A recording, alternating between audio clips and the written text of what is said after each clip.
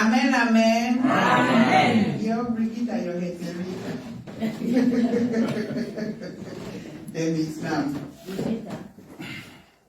Your father is Brigitte. You don't have brothers, mais Suez Coutal. Je vais être calme, mais il y a quelque chose. On va commencer par la prière. Étant assise là-bas derrière, quand l'apôtre a dit que la première fois qu'il a dit qu'on doit prier pour inviter le Saint-Esprit m'a montré trois voitures en train de conduire sur un virage. Et les deux premières voitures avaient comme l'impression qu'ils n'avançaient pas. Les voitures roulaient, mais c'était lentement. Donc les chauffeurs de deux voitures avaient l'impression que ça n'avançait pas. Certains parmi nous, nous sommes en train d'évoluer, mais parce que nous ne n'évoluons pas à la vitesse dont nous comptons ou nous espérons, il y a ce sentiment-là de découragement. Et la troisième voiture voulait dépasser les deux premières voitures. Or, c'était un virage. Et le dépassement à un virage, c'est compliqué. Bien aimé, même si on n'évolue pas comme prévu, même si on n'évolue pas à grands pas, l'évolution, c'est l'évolution. Nous allons prier que Dieu nous donne la patience, que Dieu nous donne la capacité d'attendre jusqu'à ce que la gloire de Dieu, la véritable gloire de Dieu descende. Pas la gloire de raccourci, pas la gloire des hommes, pas la gloire des alternatives, pas la gloire de ci ou de ça, mais la gloire de Dieu. Prions que Dieu nous donne la patience au nom de Jésus. Père, nous prions que tu puisses nous donner la patience. Papa, la patience. Papa, la patience d'attendre jusqu'à ce que ta gloire descende, d'attendre jusqu'à ce que ta manifestation, jusqu'à ce que ta présence, jusqu'à ce que ta récompense, jusqu'à ce que ta délivrance, jusqu'à ce que ton élévation, ton épanouissement, tout ce que tu as planifié pour nous puisse être pris et amen. Papa, empêche-nous d'être précipités, empêche-nous de chercher des alternatives, empêche-nous de chercher des raccourcis, empêche-nous de chercher des alternatives qui ne viennent pas de toi, empêche-nous de dépendre de soi-même, empêche-nous d'aller là où tu ne nous as pas envoyés, empêche-nous d'être pressés, empêche-nous d'être pressés. Seigneur, donne-nous la patience, Seigneur, donne-nous la patience, Seigneur, donne-nous la patience. Seigneur, donne-nous la patience quand nous allons prier au nom de Jésus. Amen. Bien aimé, la troisième voiture voulait dépasser deux voitures sur un virage. Là, c'est compliqué. Là, c'est ce que les Ivoiriens m'ont dit, la mort vite venue. Pourquoi est-ce que nous sommes pressés? Pourquoi est-ce que ça fait un peu comme si les autres sont en train d'évoluer? Est-ce que nous savons là où les autres voitures ont acheté leur essence? Les voitures là que nous voyons, ça n'a pas le même, nous connaissons. Il y a des voitures là qui achètent leur essence de l'enfer. Et quand nous voyons la manière dont ils sont en train de rouler, ne soyons pas envieuses, ne soyons pas jalouses, parce que l'essence qui vient de l'enfer amène aussi la mort vite. Nous allons prier que Dieu nous donne la capacité d'atteindre le programme, le timing, le planning de Dieu. Prions au nom de Jésus. Seigneur, nous prions que tu puisses nous donner la grâce et d'attendre ton timing, d'attendre ton planning, d'attendre tout ce que tu as prévu pour nous. Papa, empêche-nous d'aller acheter l'essence qui vient de l'enfer. Empêche-nous de vivre dans la comparaison. Empêche-nous de vivre dans quoi que ce soit. Seigneur, empêche-nous de dépasser les autres quand ce n'est pas encore le moment. Permets à ce que nous puissions attendre le moment opportun. Là où toi-même tu vas nous épargner du virage et nous permettre de dépasser les autres. Seigneur, aide-nous à apprendre les leçons que nous sommes censés apprendre pendant le virage. virage, lors du virage, étant sur le virage. Seigneur, aidez-nous. Seigneur, aidez-nous. Aidez-nous à ne pas être pressés, à ne pas être pressés, à ne pas être pressés, à ne pas être pressés. Parce que qui est la personne qui est pressée va faire le soir. Seigneur, aidez-nous. Aidez-nous à ne pas vivre dans la convoitise, dans l'envie, dans la jalousie. Seigneur, aidez-nous. Aidez-nous de dépendre sur toi, de dépendre sur ton planning, dépendre de ton planning, dépendre de ton emploi du temps. Seigneur, donne-nous la capacité d'apprendre, donne-nous l'unité, donne-nous tout ce dont nous avons besoin, afin que nous n'allons pas échapper à ce que tu as planifié pour nous, afin que nous n'allons pas éviter la mort, afin que nous n'allons pas aller dans les choses qui ne sont pas de toi, afin que nous n'allons pas aller dans les contrats qui ne sont pas de toi.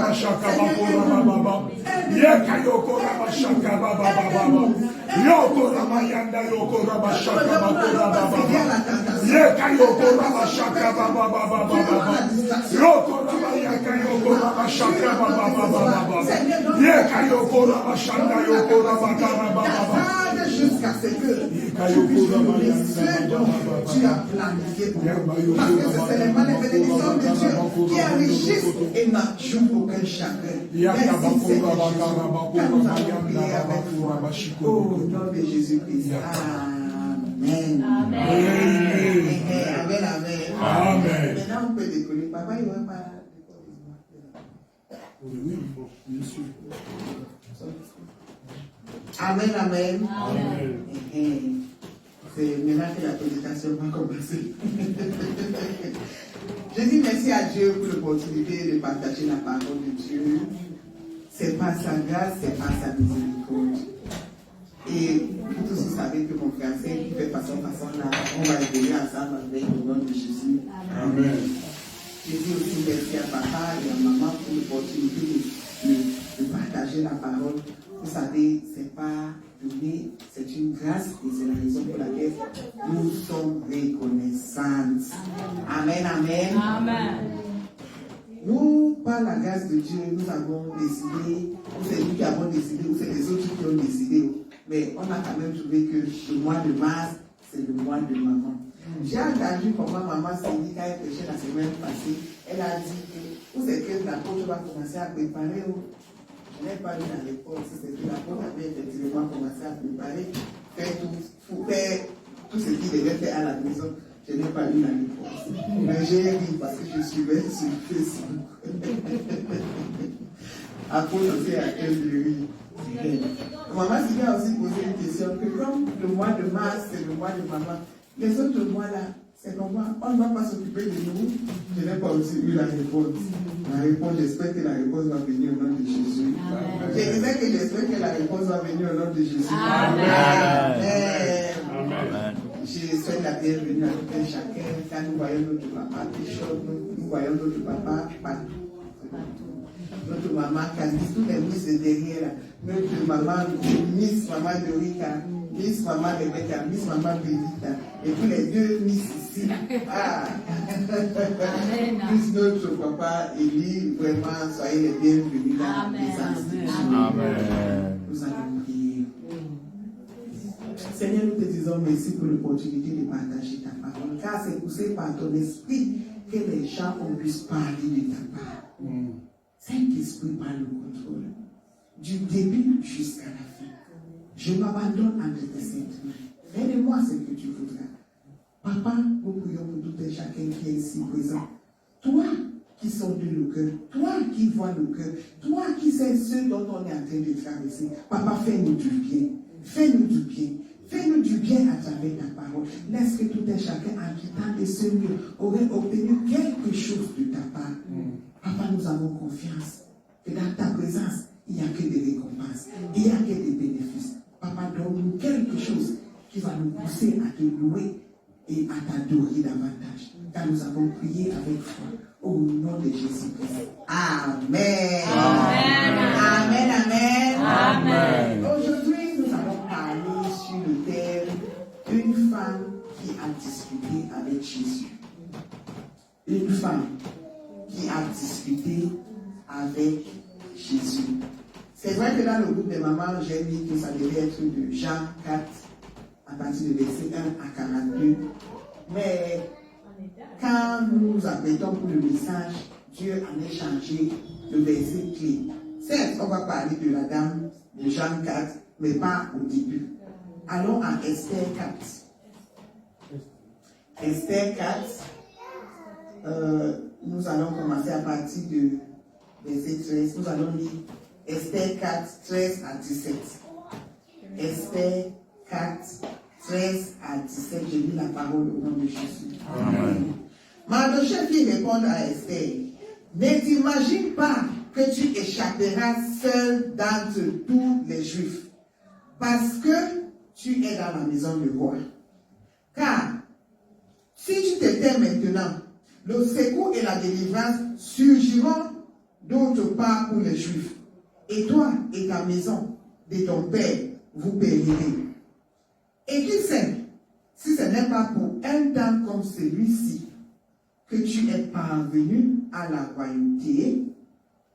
Esther envoya dire à Mardochée: va, rassemble tous les Juifs qui se retrouvent à Sus et jeûnez pour moi, sans manger ni boire pendant 3 jours, ni la nuit ni le jour. Moi aussi, je jeûnerai de même avec mes servantes.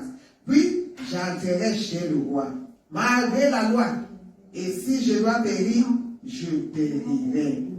Mardochée s'en alla et fit tout ce que Esther lui avait ordonné.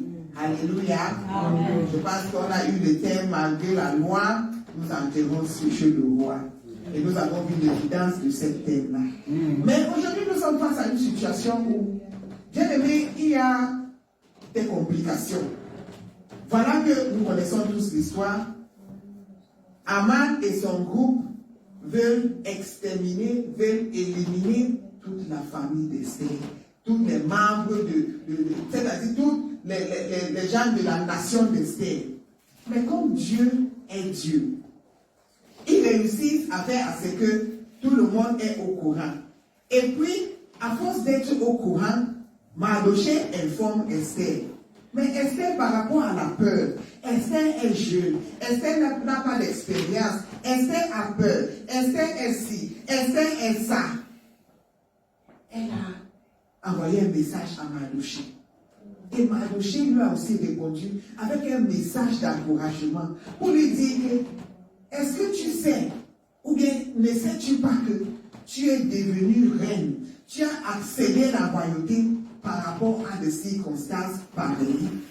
Ça, c'est la question qui a poussé Esther à faire quelque chose, à entrer dans une autre dimension. C'est là où Esther, ça va dire à Mardochée et tous les Juifs de jeûner pour elle pendant qu'elle s'apprête d'aller voir le roi. Mais maintenant, une femme qui discute avec Jésus. Si on parle d'une femme qui discute avec Jésus, ça veut dire qu'il y a des femmes qui ne discutent pas avec Jésus. Alléluia. Et effectivement, si nous ne discutons pas avec Jésus, sciemment ou inconsciemment, nous discutons avec le diable. Il n'y a pas de mi-chemin. Soit on est pour Jésus, soit on est pour le diable. Donc, une femme qui discute avec Jésus, il y a des choses qui sont différentes, qui sont évidentes, qui sont palpables, qui sont tangibles dans sa vie. Nous allons regarder différentes femmes qui ont pris le temps de discuter avec Jésus afin d'obtenir une récompense, afin d'obtenir une victoire écrasante, afin d'obtenir quelque chose qui a marqué leur repos. Bien aimé, prenons le cas d'Esther. Esther n'est pas née dans une famille nantie. Elle n'est pas née dans une famille où vraiment c'est le way fort, c'est le ci, c'est le ça. Elle est née dans une famille où, d'abord, ses parents ne sont plus en vie. Déjà, c'est compliqué. Quand tu es dans un monde où les choses sont vraiment compliquées et tu finis par perdre tes parents, c'est un peu comme si tu as perdu ta couverture. Tu as perdu la personne qui pouvait placer un mot pour toi.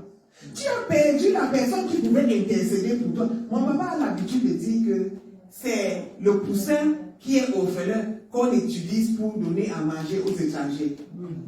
Il peut par là dire que quand un poussin a sa maman, c'est pas facile de prendre ce poussin-là jusqu'à donner aux étrangers. Tu vas passer par comment? Parce que la maman, la poule va te piquer, tu vas fuir.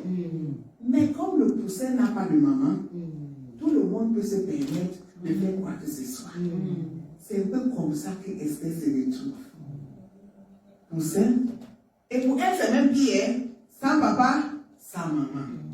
Mais comme Dieu sait comment il fait ces choses, il a placé Esther sous l'abri de quelqu'un qui craignait Dieu, la personne de Mardoché. Et Mardoché s'est assuré que il a élevé Esther comme étant son enfant. Nous devons aussi dire merci à Madame Mardoché. Parce qu'il y a de ces mamans-là que, tant que ce n'est pas eux qui t'ont accouché, c'est compliqué pour toi. Hein? J'ai lu quelque chose hier, quelqu'un donnait son témoignage, un grand acteur. Il a dit que quand il est né, à l'âge de 8 mois, ses parents se sont séparés. Et son papa s'est démarié. C'est plus compliqué pour lui. Sa maman est partie continuer sa vie. Quand il a atteint l'âge d'aller à l'université, sa belle-mère, dont l'épouse de sa maman, a accouché son petit frère. La belle-mère a dit à son papa que celui-ci va seulement aller à l'université quand mon fils qui vient de naître, qui a peut-être quelques ans, 1, 2, 3 ans, aura l'âge d'aller à l'université.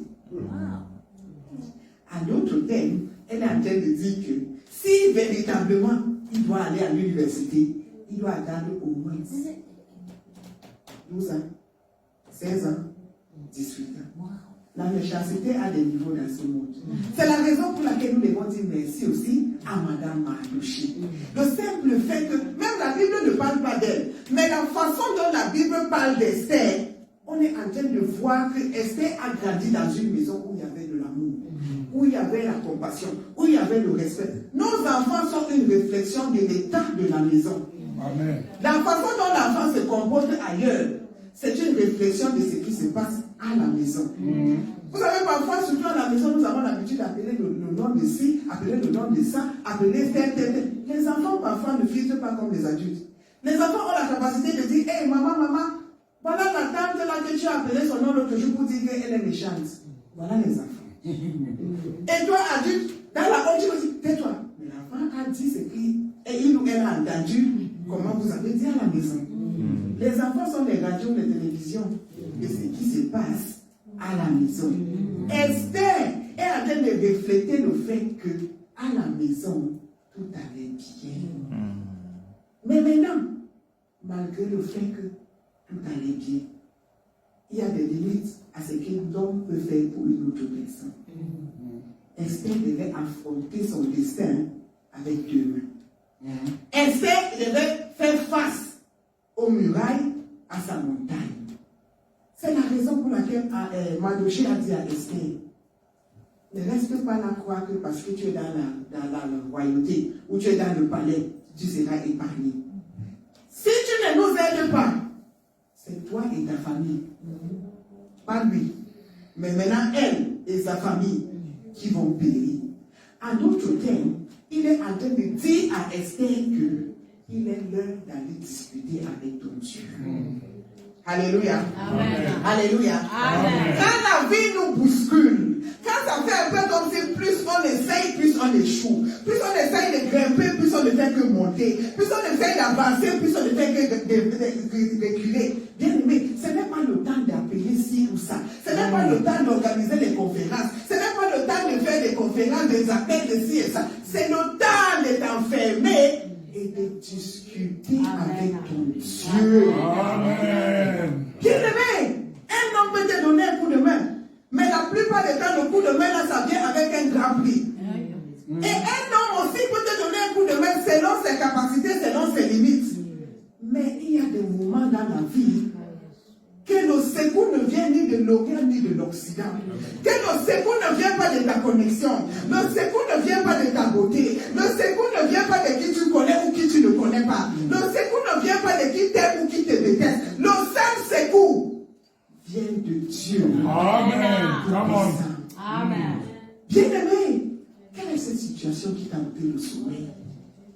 Tu te regardes. Parfois, quand tu te mires, Tu regardes ta vie, tu dis que tu n'as personne. Qui t'a dit que tu n'as personne? Sur le plan humain, oui, peut-être tu n'as personne. Mais n'est-ce pas, Dieu a dit qu'il est le papa des orphelins et qu'il est le mari de veuves. Bien-aimé, as-tu pris le temps de discuter avec ton Dieu? La plupart des temps, nous avons peur quand nous voyons la réalité, quand nous voyons ci, quand nous voyons ça, quand nous voyons ce qu'Aman et ses collaborateurs sont en train de faire, ça nous effraie. Mais bien aimé, à force d'être effrayés, c'est aussi comme ça que cette peur-là doit nous pousser d'aller discuter avec notre Dieu. Amen. Que la peur ne nous ôte pas le sommeil, ne nous amène pas plutôt dans des choses compliquées. Mais bien au contraire, comme Esther pouvait dire que oui, vous les Juifs, allez jeûner pendant que moi, je vais voir comment je vais négocier. Elle aussi est en train de jeûner. Et bien aimé, Esther n'est pas seulement en train de jeûner pour voir le roi. Esther est en train de jeûner seulement parce qu'elle sait qu'en voyant le roi, ce n'est pas seulement son peuple qui sera sauvé. Mais il y a aussi beaucoup de choses qui seront brisées. Quand nous discutons avec Dieu bien-aimé, il ne s'agit pas seulement du salut d'aujourd'hui. Il s'agit du salut des générations. Il s'agit de la délivrance de ton peuple. Il s'agit des destins qui seront vraiment explosés parce que toi, moi, nous avons pris le temps de discuter avec Dieu. Amen. Quand est-ce que nous avons... Quelle était la dernière fois que nous avons véritablement discuté avec Dieu? Je ne parle pas déjà de discours là que nous nous levons, le réveil matinal nous réveille. On dit Seigneur, aujourd'hui tellement ma journée est chargée. Merci Seigneur. Et puis nous nous réveillons le soir, étant fatigués. Seigneur, la journée d'aujourd'hui là c'était compliqué. Merci quand même, on s'endort. Je ne parle pas de ce genre de discussion. Ça c'est les bibles. Ça c'est les flashs. Parce qu'à cet instant-là, même si le Saint-Esprit parle, nous n'allons pas être capables d'écouter. Nous n'allons pas être sensibles de discerner ce qu'il est en train de dire. Surtout ici à Négo, personne ne nous suit. Personne ne nous poursuit. Mais la monde nous suit. Surtout ici à Suède, où les soldats nous regardent parler le temps. Toi-même, tu te retrouves en train de courir. Il n'y a pas de police derrière toi. Il n'y a pas de qui que ce soit derrière toi. C'est seulement la montre qui est devant toi. Cette montre-là te poursuit. Amen. Alléluia. Amen. Alléluia. Amen. Quand on dit que le temps c'est l'argent, c'est ici à niveau que j'ai bien compris que le temps c'est l'argent. Bien aimé, mais ce temps-là qui est l'argent, ce temps-là qui est précieux, est-ce que nous passons véritablement le temps dans la présence de Dieu? Quand tu vois quelqu'un qui passe le temps dans la présence de Dieu, sa vie est différente. Son comportement est différent. Sa façon d'agir est différente. Deux personnes peuvent recevoir de mauvaises nouvelles, mais la personne qui discute avec Dieu, sa réaction sera différente de la personne qui bipe seulement Dieu. Parce que quand tu bipes Dieu, il te bipe aussi. Quand tu lui fais un call, quand tu lui fais un SMS, il t'envoie aussi un SMS. Mais quand tu prends le temps d'appeler Dieu, il répond à l'appel avec des instructions précises. Bien aimé, cessons d'envoyer les SMS à Dieu. Cessons de biper Dieu. Cessons d'envoyer le voice à Dieu. Amen. Prenons le temps d'appeler Dieu. Amen. N'est-ce pas, la Bible nous dit dans Psaume 50, 15, que si nous appelons à Dieu, la Bible n'a pas dit si nous bipons Dieu, non, si nous appelons Dieu, appelez Dieu au jour de la détresse. Amen. Il va nous écouter, il va nous délivrer et nous allons le glorifier. À d'autres termes, ceux qui discutent avec Dieu ont une assurance de la délivrance, de la victoire et tout ce qui vient à faire. Esther, elle a discuté avec son Dieu. Amen. Elle n'a pas regardé son passé compliqué. Oh, vraiment, je ne suis pas ma famille. Certaines familles, nous venons des familles qui sont même pires que la famille d'Esther. Tu regardes à gauche, c'est des problèmes. Tu regardes à droite, c'est des problèmes. C'est des sorciers qui s'acharnent sur toi. C'est des ci et des ça qui s'acharnent sur toi. Si tu regardes la vie des filles de la famille, si ce n'est pas les prostituées, c'est les wantés. Si ce n'est pas les wantés, c'est les gens que chaque fille de cette maison a 4 enfants avec 8 papas. Et même les 8 papas là, ce n'est même pas sûr. Parce que le matin, c'est un papa. L'après-midi, c'est un autre. Le soir, c'est un autre papa. Parce qu'il y a des puissances de ténèbres qui sont en train de combattre la famille. Bien sûr. Quand tu vois les garçons de telle famille, s'ils n'ont pas c'était toutes les filles du quartier. C'est que la fille a une nouvelle. C'est un coup. Et ce n'est pas que les garçons sont même, ils sont aisés, ils ne sont pas aisés. Donc les enfants, partagez ici et là jusqu'à ce que tu te poses la question que les enfants, s'ils vont se nourrir de quoi? Ce n'est pas les garçons, c'est les puissances là qui sont en train de les pousser. D'avoir les enfants en cascade. Tu vois même le papa, tu vois. Et les gens d'enfants là, comme j'ai l'habitude de dire, tu ne peux pas nier. Façon d'enfant là, que ça, tu ne peux pas fuir. Moyen ou pas moyen, les enfants là, c'est ta photocopie nette. Mais tu vois que c'est les puissances, les ténèbres qui sont en train de combattre les enfants de Dieu. Amen. Esther, elle venait d'une famille compliquée, mais elle s'est rassurée qu'elle va faire un appel à Dieu. Parce qu'en faisant cet appel à Dieu là, elle n'aura pas seulement la réponse pour aujourd'hui, mais elle aura aussi la réponse de génération en génération. Dieu veut que nous puissions aussi faire cet appel, afin que ceux qui vont venir après nous puissent aussi bénéficier de la réponse que nous avons eue dans la présence de Dieu. Alléluia. Alléluia. C'est vrai ça. Nous évoluons. Nous allons voir l'histoire de Ruth. Nous tous nous connaissons cette histoire. Les histoires d'aujourd'hui là, c'est les histoires que nous tous nous maîtrisons. L'histoire de Ruth, c'est dans le livre de Ruth. Mais nous focalisons aujourd'hui sur Ruth chapitre 2, à partir du verset 1 en descendant. Voici que Ruth, son cas est aussi compliqué, hein? Jeune fille, elle s'en va épouser un monsieur, et puis nous connaissons l'histoire, son mari décède, le mari de sa belle-sœur décède, c'est compliqué, son beau-père décède, c'est-à-dire que les hommes dans cette famille sont dans une course pour décéder. Et le papa décède, ça ne fait pas longtemps, le fils aîné décède, ça ne fait pas longtemps, le fils cadet décède. Ça veut dire que si c'était chez nous là, on allait dire que Naomi là, elle connaît quelque chose. Parce que le papa, ça ne fait même pas longtemps qu'on a dit de pleurer le papa. Les larmes sont à peine séchées. Voilà qu'il y a notre deuil. On finit la télé le deuxième. On n'a même pas encore l'uniforme qu'on a cousu pour le deuil. Encore peña, comme on dit. Voilà qu'il y a notre deuil. On a besoin d'uniforme. Si c'était aujourd'hui là, c'est que le nom de Noémie, non, c'est dans les bouches de tout le monde. On allait utiliser son nom, c'est la sorcière, la ceci, la cela. Et même à l'église, on allait appeler le nom de Noémie. Vous qui dites là que vous priez, regarde ce qui vous arrive. Vous qui dites là que vous craignez Dieu, vous gênez, vous faites ci, vous faites ça. Regarde ce qui vous arrive. Parce que les gens ont souvent tendance, quand il y a quelque chose qui se passe mal à l'église, là, même ceux qui ne sont pas concernés, leur bouche sont dedans, comme si avec cela, on va lui donner un salaire. Comme s'il n'y a pas d'autre chose. Mais justement parce que c'est à l'église, ils ont oublié que Jésus, c'est la lumière. Et la lumière brille plus à l'église. Et là où il y a la lumière, moins de erreur est plus visible que ce qui se passe dans le ténèbre, dans le monde entier. Les choses qui se passent à l'église, c'est la même chose qui se passe ailleurs. Mais parce qu'il n'y a pas la lumière là-bas, c'est difficile à voir. Mais à l'église, parce qu'il y a la lumière, quelqu'un tousse. La façon dont on va magnifier le fait de tousser là, ça ne serait plus qu'il a toussé. Ça serait qu'il a toussé, il a caché, il a... Alléluia. C'est vrai ça. Bien aimé, Naomi a eu chaud quand son mari et ses deux enfants ont rendu.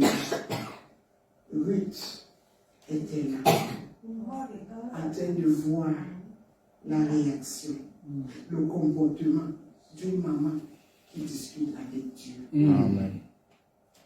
Si c'était d'autres personnes qui ne discutaient pas avec Dieu, c'est qu'on pourrait aussi adhérer Noémie. Ce genre de douleur-là, cette peine-là, c'est-à-dire le simple fait d'abord, elle est dans un pays étranger. Et puis c'est compliqué pour elle. Il n'y a pas de mari pour la protéger. Il n'y a pas des enfants pour la consoler. C'est compliqué pour Noémie. Mais parce que Noémie était une femme qui discutait avec Dieu. Dieu lui a donné la capacité. Dieu lui a donné la force. Dieu lui a donné la sagesse. Dieu lui a donné tout ce dont elle avait besoin de survoler ses eaux, ces moments de turbulence. Bien aimé, la façon dont nous réagissons au jour de la détresse peut être le témoignage qui va amener quelqu'un d'autre à Jésus. Amen. Quelqu'un peut regarder ta vie comme ça et dire que, hey, de telles choses qui sont arrivées à telle ou telle personne. Par rapport à la manière dont cette personne a géré la situation, je vais servir le Dieu de cette personne. Ce sont des pleurer comme les gens qui ne discutent pas avec Dieu. Ce sont des réagir comme si nous ne connaissons pas notre Dieu. N'est-ce pas, la Bible nous dit dans Daniel 11, 32b, que ceux qui connaissent le Dieu vont faire des exploits avec Dieu. Est-ce que nous connaissons véritablement notre Dieu? Si oui, on aurait des difficultés, certes, mais nous sommes appelés plus que vainqueurs à faire des exploits avec notre Dieu. Amen. Ruth est en train de regarder Naomi sans que Naomi ne sache. Elle est en train de regarder comment Dieu est en train de donner un coup de main à une femme qui discute avec lui. Et par là, Ruth aussi, elle commence à suivre ce Dieu-là. Ruth, compliqué, des situations vraiment compliquées. Voilà que elle vient de perdre son mari, il n'y a pas d'enfant. Imaginez un peu comment on était aussi en train d'appeler le nom de Ruth. Celle-là, pas d'enfant, pas de mari. Et c'est eux qui disent là qu'ils servent Dieu. Je veux voir comment ils vont s'en sortir. C'est là où Opa a dit que ici là, non, je n'en peux plus. Je vais aller me chercher ailleurs. Et quand Opa est allé se chercher ailleurs, la Bible ne nous dit pas ce qui s'est passé dans sa vie. Parce que si nous cessons de discuter avec Dieu, c'est aussi comme ça que nous cessons de faire l'impact. C'est aussi comme ça que nous cessons d'évoluer dans les bonnes choses. Ruth a suivi sa belle-mère. Pas seulement sa belle-mère, mais le Dieu de sa belle-mère. Peut-être nous nous retrouvons dans le cas de Ruth. Le mariage est compliqué. Et pire, il n'y a pas d'emploi. Il n'y a pas de savoir-faire. Il n'y a pas de ci, il n'y a pas de ça. Il n'y a pas de membre de famille qui peut t'épauler. Il n'y a pas de frère ou de sœur qui peut compatir avec toi. Du coup, ton nom est en train de... C'est à tout le monde, même les enfants qui viennent de naître sont en train d'appeler ton nom. Bien-aimé, discute plutôt avec Dieu, pas avec les gens qui sont autour de toi. Amen. Les gens ont souvent tendance à parler des choses qu'ils ne maîtrisent pas. Les gens ont souvent tendance à parler des choses que si on les mettait à ta place, ils vont faire pire que toi. Mais bien aimé, toi cesse de regarder à gauche ou à droite. Commence à discuter avec Dieu. Parce que quand tu discutes avec Dieu, la bénédiction, le témoignage que Dieu va te donner, ce sera devant les mêmes gens qui ont déchiqueté ton nom. Ce sera devant les mêmes gens qui ont dit que vraiment tu as chaud. Ce sera devant les mêmes gens-là qui ont dit que pour toi il est fini. Si nous discutons avec Dieu bien-aimé, vous savez, la façon dont Dieu a béni Ruth, c'est vous qui dites là que c'est une bénédiction brutale. C'était un paquet complet. Boaz n'était pas n'importe qui. C'était un homme aisé. Je ne vois pas de femmes qui n'aiment pas les hommes aimés. Nous, les femmes, nous aimons les bonnes choses. Chaque femme aime des hommes bien. Alléluia. Les mamans, alléluia. Alléluia. Ne venons pas ici faire semblant. Alléluia. Tout le monde aime ce qui est bien. C'est juste que parfois, là, ce qui est bien est un peu loin de notre portée. Donc, on dit que, ok, si on ne peut pas avoir ce qu'on veut, on va prendre ce qu'il y a. On va prendre ce qui reste. Alléluia. Alléluia. Et aussi parfois là, les wefos, là, les garçons, façon là, leur problème est plus compliqué que l'argent. Tu vas dire que tu vas rouler carrosse là, rouler dans les vraies choses, mais la nuit, ton corps devient un tam-tam. Façon on te tabasse. Alléluia. Chaque jour, c'est le coup de foin. Mais quand on te voit sur les réseaux sociaux, avec le maquillage et le filtre, là, on va dire que non, sa vie donne, sa vie dose, sans savoir que c'est la nuit là, que pour toi est compliqué. Ou si on ne te tape pas, il a peut-être 1001 concubines, il tente même de dépasser Salomon. Et puis il va te dire que, tu voulais l'argent, non, voilà les conséquences, voilà ce qui vient avec l'argent, j'ai seulement. Toi, tu es là, tu es en train de pleurer, parce que tu as l'argent, mais tu n'as pas de mari. Mais sur les réseaux sociaux, tu ne vas pas venir nous dire ça. Tu vas nous dire, façon mon mari même. Mais sur les réseaux sociaux, tout le monde s'appuie là, ça va bien. Mais c'est à la maison là. Alléluia. C'est vrai ça. C'est vrai ça. Ne soyez pas amis, c'est ce que nous voyons sur les réseaux sociaux. Voici que Boaz est le genre d'homme que toute femme Pas seulement M. M là c'est minuscule, M majuscule. Aisé, poli, c'est-à-dire sympa, compatissant. Tous les bons français là, mettez là-bas. Ça décrit la personne de Boaz. Quand nous discutons avec Dieu, la récompense est toujours de la sorte que tout le monde va voir, tout le monde va écouter, tout le monde va savoir. Parce que la Bible dit dans 1 Corinthiens 2,7 que l'œil n'a point vu, les oreilles n'ont point entendu. Amen. Même le cerveau n'a même pas encore imaginé ce que Dieu va donner à tout le monde qui prend le temps de discuter avec lui. Amen. Ruth est brutalement, sauvagement bénie jusqu'à ce que son nom entre dans la généalogie de Jésus. C'est-à-dire que Ruth est bénie dans le présent. Elle est bénie dans le futur. Et elle est bénie même éternellement. Parce que son nom dans la généalogie de Jésus, on en parlera jusqu'à ce que Jésus revienne. Amen.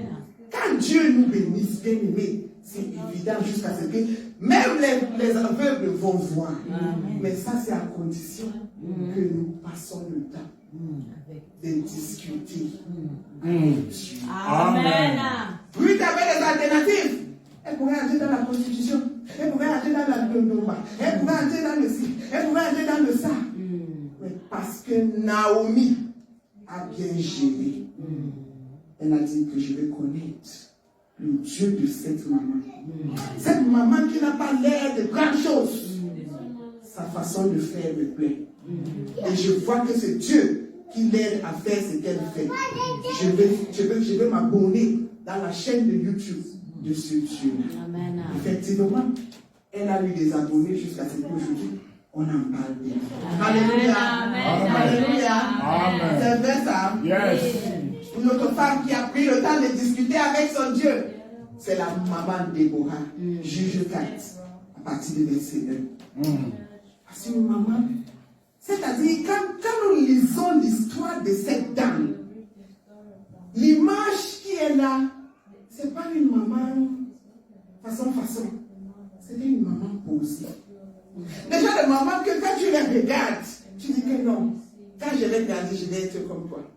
Tu sais qu'il y a des mamans que quand tu les regardes comme ça, tu vas dire que même quand je vais grandir, je voulais pas être comme toi. Parce que leur façon de faire, c'est juste façon. Tellement qu'ils sont dans toutes les querelles, toutes les palabres, et déjà les mamans. J'ai regardé une série, là, je pense que c'est une série sénégalaise. Il y avait une maman, sa profession professionnelle au quotidien, c'était le songi. Ils ont dit quelque chose qui est véritablement vrai. Que les gens de maman là portent toujours les babouches et il y a toujours la poussière sur les pieds. Quand on a dit ça, on a monté les pieds de cette maman, c'était vrai.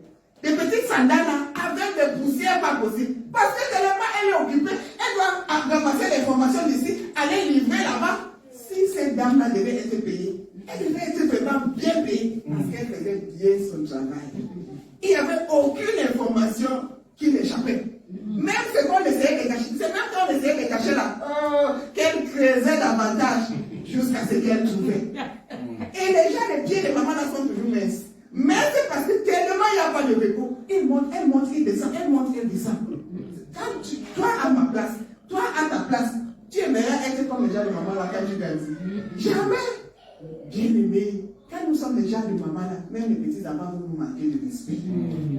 Même Dieu m'a dit que, toi aussi, tout le monde a une bouche, mais tu n'as pas de bouche là, non, c'est compliqué. Mais quand tu regardes quelqu'un comme Déborah, bien aimé, même si elle n'est pas sapée comme si elle voulait faire la sapologie, mais elle est bien posée, elle est bien mise. Quand quelqu'un est dans une position où tout le monde l'écoute, ça veut dire que même son accoutrement est à l'autre. Amen. Tu ne peux jamais aller chez elle et puis tu vois les choses un genre. Non.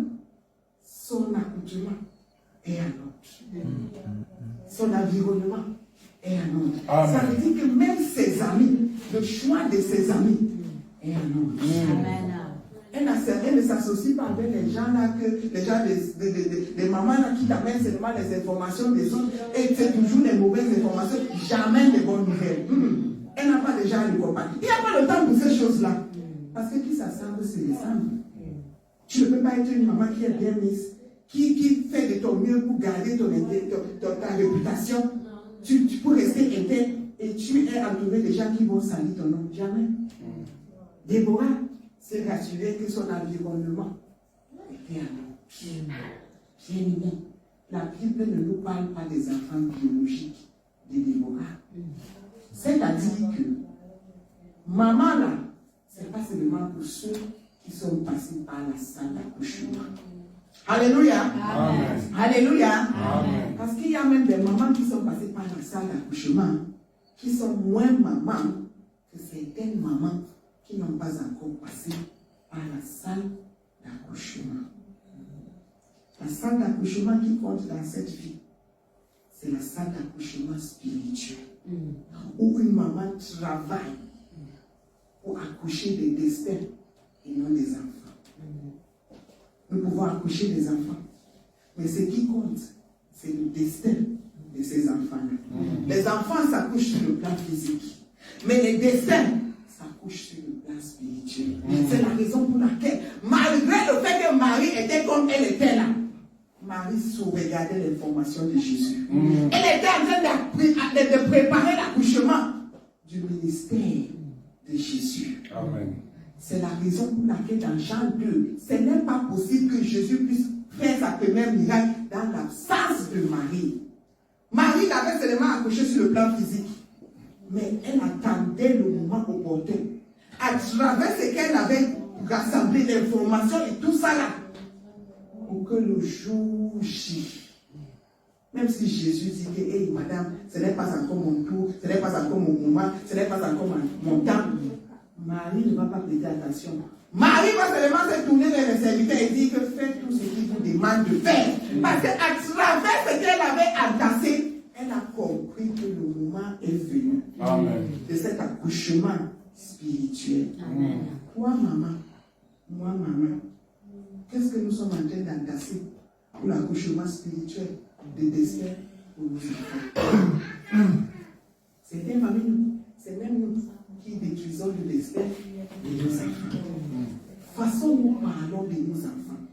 Je ne dis pas qu'on n'est pas censé célébrer nos enfants. Non, célébrons nos enfants. Mais célébrons nos enfants avec sagesse.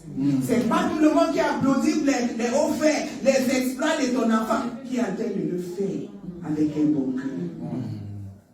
Ne soyons pas là en train de célébrer nos enfants devant peut-être quelqu'un qui est toujours en train de dépendre de Dieu pour une ou deux choses. Et certains de nous les mamans, certains parmi nous les mamans, la façon dont nous célébrons nos enfants, c'est un peu comme si c'est la moquerie. Voilà que mon enfant a fait ci, mon enfant a fait ça, mon enfant est monté. Chaque phrase c'est ton enfant, ton enfant, ton enfant. Tandis que l'enfant de l'autre est en train de voir le feu. Maman de Rick arrive.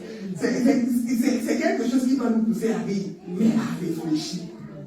À qui parle à quelqu'un que ton enfant a plus. Gloire à Dieu. Mais quand tu es en train de dire à un enfant là, qui a eu, à la maman d'un enfant qui a F++, tu penses que la réaction serait comment?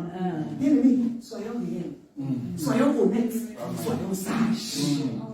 N'utilisons pas nos bouches pour détruire le destin spirituel de nos enfants. Et mon enfant est beau. Oh, mon enfant est belle. Oh, mon enfant est ça. Oh, mon enfant est ça. À quelqu'un que, même sur le plan physique, tout le monde voit que cet enfant n'est ni beau ni belle. C'est juste parce qu'on dit que l'enfant n'est jamais né pour sa maman. Mais toi, tu as de te vanter par rapport à tes enfants. Bien-aimés, faisons attention. Voici que Déborah n'a pas des enfants. La Bible ne nous parle pas de ses enfants. Peut-être elle avait, peut-être elle n'avait pas. Mais une chose est sûre. Déborah était une maman avec un majuscule. Parce que c'est tellement, elle a accouché le destin. Pas seulement des enfants, mais de toute la nation d'Israël. Amen. Bien aimé, qu'est-ce que nous faisons pour accoucher le destin spirituel de nos enfants? Combien de temps est-ce que nous passons pour discuter avec Dieu concernant nos enfants? Certains parmi nous se disent à l'époque, on a 5 travaux.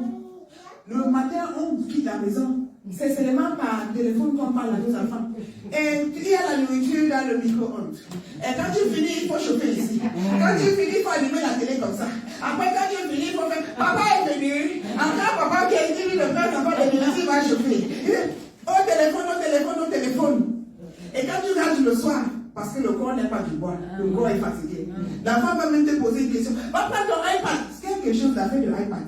Va prendre ton iPad.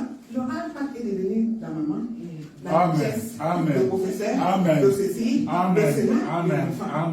Bien aimé, faisons attention. Ouais. Alléluia. Alléluia. C'est vrai ça. Comme le iPad est en train de former notre enfant. Quand ce serait l'heure de l'accouchement spirituel, c'est aussi le iPad qui va accoucher le destin de nos enfants. Wow. Bien aimé. Soyons sages. Si nous discutons avec Dieu, il ne faut pas que ce soit seulement nous, moi, je. Pose Dieu les questions concernant tes enfants. Seigneur, quel est l'avenir de cet enfant? Je ne suis qu'une concierge. C'est toi qui es le propriétaire. Parce que la Bible me fait comprendre que les enfants viennent de Dieu. Donc si nous donnons les enfants, c'est pour un bout de temps. Et nous allons rendre compte à ce Dieu-là, qui est le véritable propriétaire. Amen. Seigneur, quel est l'avenir de cet enfant? Quel est le verset biblique que tu as planifié pour cet enfant? Seigneur, quel est ci, quel est ça? Seigneur, qu'est-ce qu'il faut que je fasse? Seigneur, montre-moi comment je dois faire. Seigneur, cet enfant, l'enfant commence à faire un genre. Seigneur, l'enfant là tu commences à dire à Dieu que Dieu, l'enfant là que tu m'as donné, c'est devenu déjà un genre. C'est devenu compliqué un genre. Seigneur, le propriétaire, toi qui détiens la télécommande, on fait comment? On appuie sur quelle chaîne? On fait comment? On fait comment avec le volume? On fait. Et Dieu va nous donner la conduite. Amen. Amen. Parents là, c'est pas seulement pour être parents que nous les amis. Non. Parents, c'est même sur le plan spirituel. Amen. Déborah, Madame Lapidote, c'était pas n'importe qui. C'était une Miss de Jacques, elle avait un mari. Donc ce n'est pas, on va dire que non, c'était une maman juste comme ça. Non, elle avait un mari. Ça veut dire qu'elle avait aussi la maîtrise de comment gérer un foyer. Amen. C'est la raison pour laquelle c'était facile pour son mari de lui donner la place de servir Dieu au maximum. Amen. Quand nous ne réussissons pas à convaincre nos maris de notre capacité de contrôler, de maîtriser, de diriger un foyer, ce serait difficile pour nous de convaincre les autres de cette capacité-là que tu as mis à nous. C'était parmi nous-mêmes les serviteurs de Dieu. Si tu nous vois dehors, nous sommes gentils comme les colombes. Mais demande un peu à nos conjoints à la maison. On dépasse les tigres. On dépasse même les lions. Parce que là-bas, à l'extérieur, on peut donner une impression.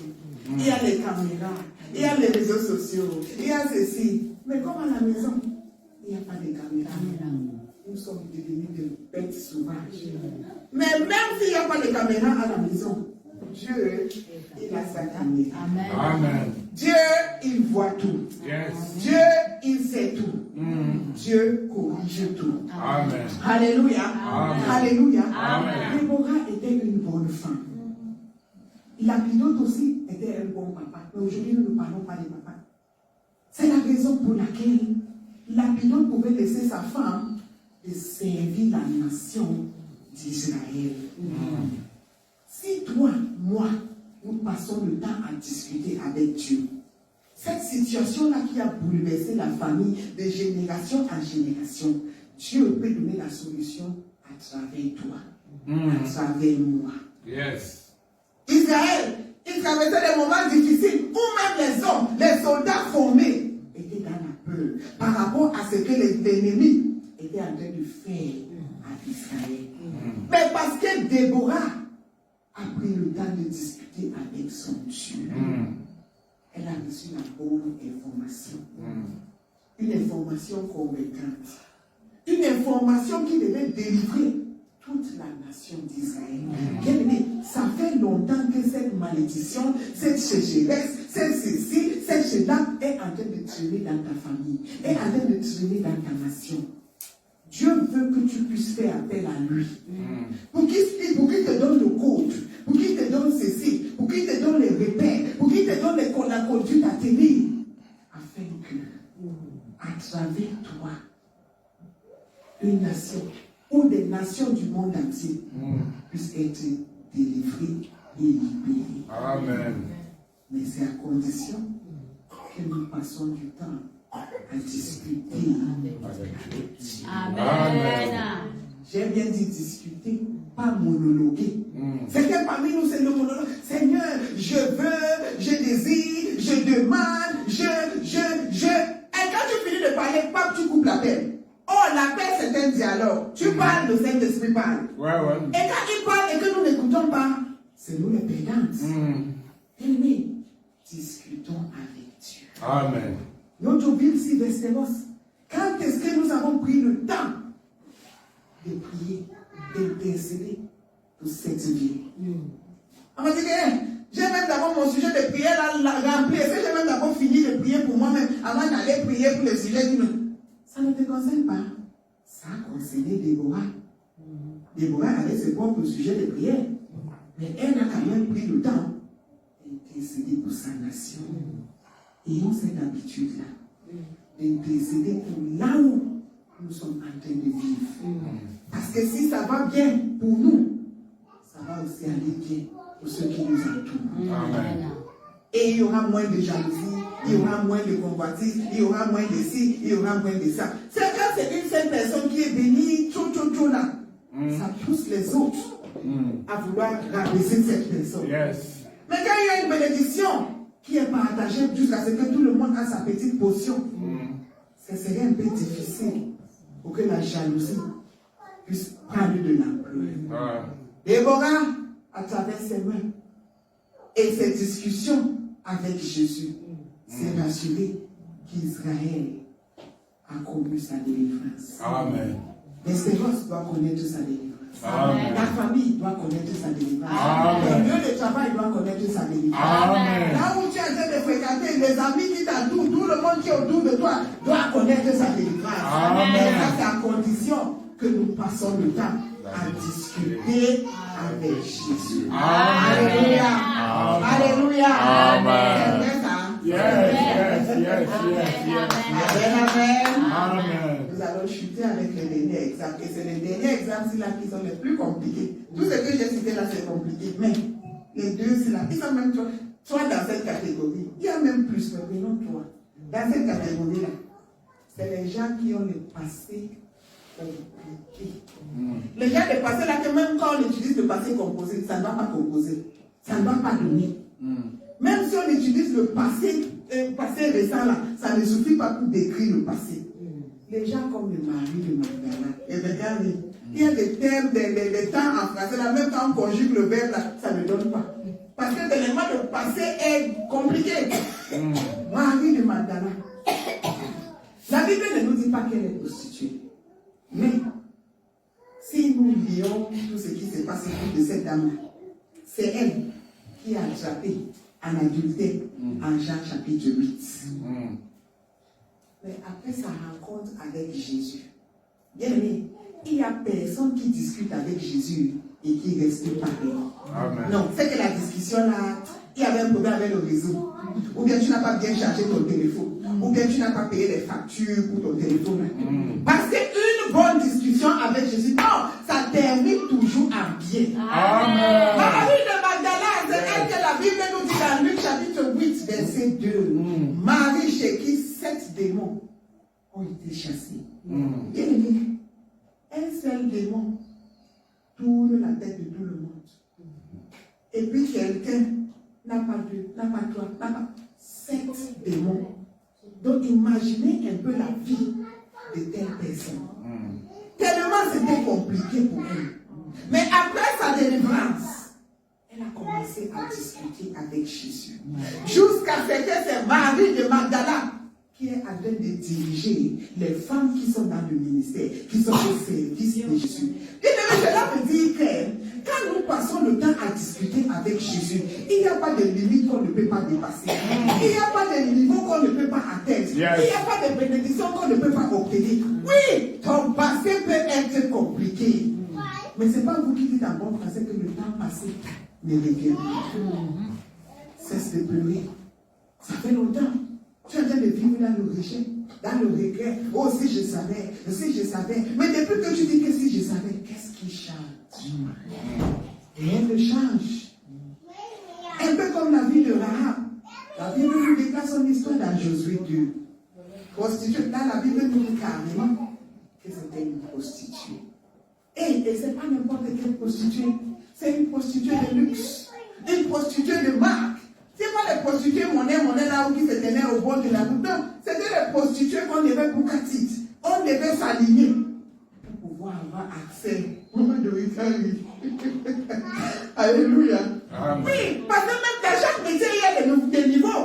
Il y a des niveaux là qu'on commence seulement à dire que non, je dis toujours que la prostitution là, tout le monde peut le faire parce que tout le monde a le fond de commerce. Maintenant, c'est le courage de le faire qui fait défaut. Il y a des prostituées là que, au bord de la route, même petite, tu peux déjà les avoir. Il y a d'autres maintenant avec un prix élevé. Il y a d'autres maintenant, c'est par coup de fil. Il y a d'autres, c'est par médiateur que tu ne peux pas seulement avoir accès à. Non, c'est tout un réseau.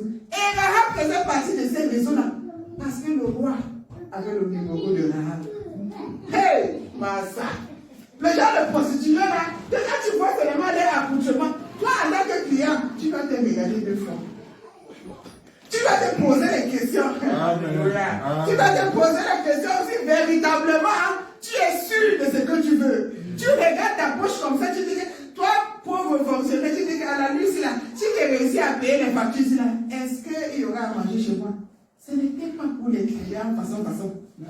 Parce que quand le roi a le numéro de Rahab, la maison de Rahab d'abord, c'est dans les murailles de Jéricho. C'est-à-dire que personne n'entrait, personne ne sortait sans que Rahab le sache.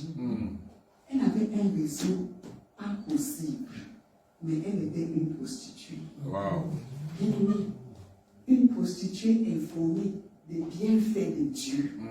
Même quand nous faisons des professions, des métiers que nous faisons là, faisons avec sagesse, faisons avec direction, faisons avec l'aide du Saint-Esprit. Rahab, un passé compliqué, mais elle ose de prendre le risque de cacher deux espions. Elle savait que ceux qui venaient d'entrer dans ma maison, ce n'est pas des clients ordinaires. Je connais mes clients, je connais les griffes de mes clients. Mais ceux-là, ce ne sont pas les clients. Ce sont les envoyés de Dieu Tout-Puissant. Et à travers cela, elle a réussi à délivrer sa famille. Amen. Elle a pris un risque calculé. Ne prenons pas les risques au hasard. Ne prenons pas les risques bêtement. Ne prenons pas les risques qui vont nous amener à la mort vite venue. Non. Prenons des risques utiles. Elle a pris le risque de cacher deux messieurs.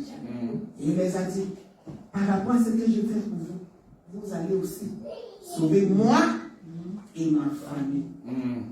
Imaginez un peu ceux qui maîtrisaient Rahab. Oh, les membres de la famille, quand on dit dans les réunions familiales, quand tout le monde veut parler, Rahab aussi va parler. Hey, toi, l'argent là qui n'est pas l'argent propre.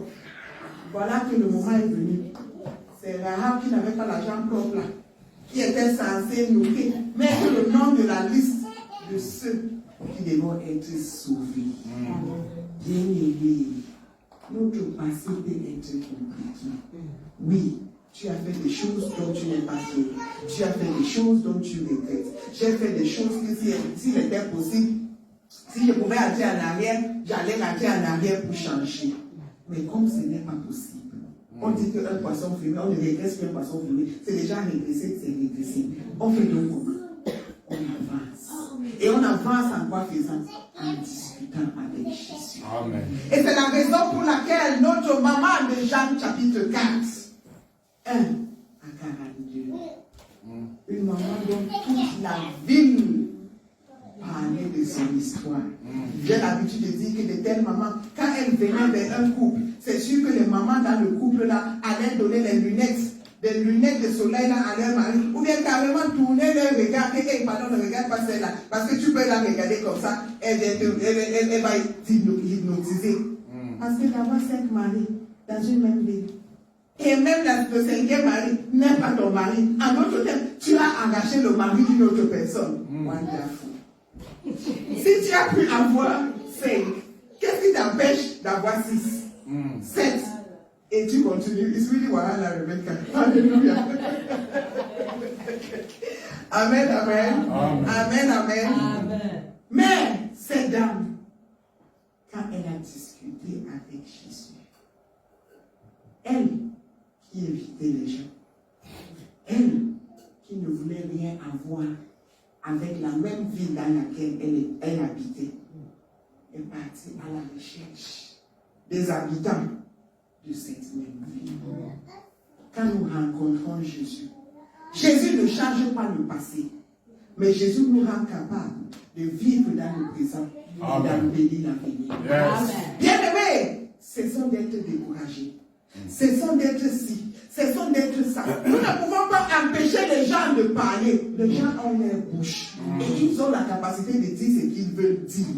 Mais maintenant, toi, moi, utilisons nos bouches pour discuter avec Dieu. Amen. Parce que quand nous discutons avec Dieu, il va nous donner un témoignage qui va permettre aux mêmes gens-là de changer leur discours concernant le parcours de notre vie. Amen. Quand cette dame est partie dans Samarie, je n'ai pas suivi comment quelqu'un a demandé que c'est pas toi qui as été marié cette fois. Non. Elle a dit, venez voir le monsieur qui m'a raconté ma vie. Les autres l'ont suivi par curiosité. Il y avait certains qui suivaient pour aller voir le véritable, pour avoir plus d'infos sur elle. Mais en venant, ils ont rencontré Jésus.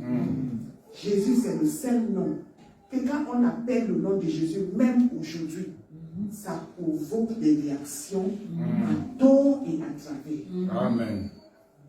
Ceux qui sont dans le camp des ténèbres se fâchent, ils s'énervent, ils s'opposent, ils font ci, ils font ça. Ceux qui sont dans le camp de Jésus sont contents. Mais c'est la raison pour laquelle tout Jésus fléchira quand on parle du nom de Jésus. Amen. Parce qu'il n'y a pas de nom qui dépasse le nom de Jésus. Amen. Le passé peut nous hanter, mais en Jésus, nous avons une assurance. Nous avons une confirmation. Yes. Nous avons une certitude. Amen. Que ma fille, mon fils, Yes. si nous marchons ensemble, je peux faire de ton passé là un meilleur présent. Amen. Et un très bel avenir. Amen. Rahab, la femme dans Jean 4, la femme de Samarie, ou la femme samaritaine, ainsi que Marie de Magdala. Même aujourd'hui, nous sommes en train de parler d'elle. Pas par rapport à leur passé, mais par rapport au fait qu'ils n'ont pas demeuré dans leur passé, mais ils ont obtenu le pardon de Jésus. Ils ont obtenu la possibilité, la capacité de discuter avec Jésus afin d'évoluer pour faire des merveilles. Est-ce que tu te retrouves dans le camp d'Esther aujourd'hui? Est-ce que tu te retrouves dans le camp de Ruth aujourd'hui? Est-ce que là où tu te trouves, ça ressemble à l'histoire de Déborah? Ou bien là où tu te trouves, ça ressemble un peu à l'histoire de Marie de Magdala? Ou bien, je ne vais même pas peut-être mentionner tout ça. Mais une chose est claire. Plus nous passons le temps à discuter avec Jésus, plus nous n'allons pas seulement avoir les désirs de nos cœurs, mais nous allons aussi obtenir des témoignages et des victoires écrasantes qui vont aussi épargner nos générations des batailles et des combats ennemis. Fournissons l'effort de discuter avec Jésus. Que Dieu bénisse sa parole. Amen. Que Dieu bénisse sa parole.